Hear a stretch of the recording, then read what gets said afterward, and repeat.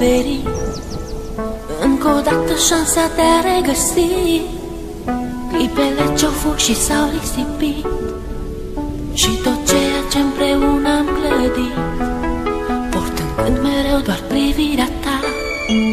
Realitatea nu o pot accepta. Ieri erai cu mine, azi nu mai ești. Ce s-au scris cândva au fost doar povești. Tu spuneai mereu trăiește-ți clipa, viața însă n-a putut ierta. Tu ești sus acolo printre îngeri, mi-a rămas doar amintirea ta.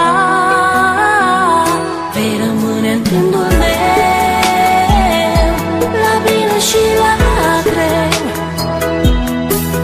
Iar tot ceea ce-am făcut împreună ne va lega mereu.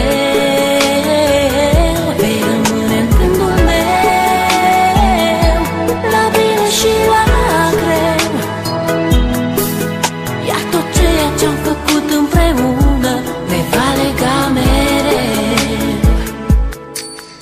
Astăzi cerul parcă e înnorat, totul în jurul meu îmi pare schimbat.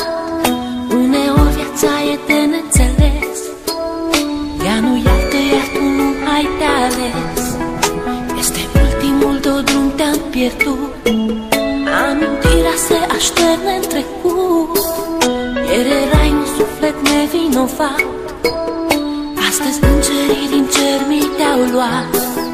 Parcă ieri trăiam speranțe și vise, parcă ieri aveam tot ce ne-am dorit. Tu spuneai că viața merge înainte, mă întreb oare chiar s-a sfârșit.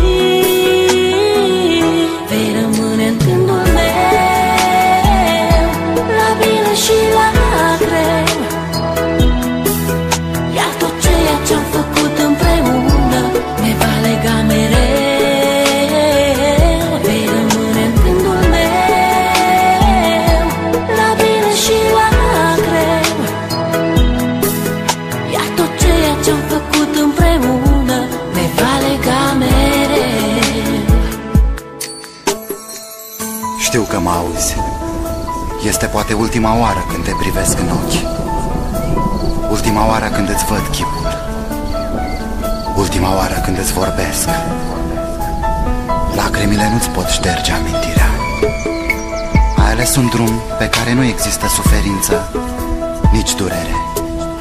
Mi-e greu să accept, însă, independent de noi, viața merge înainte.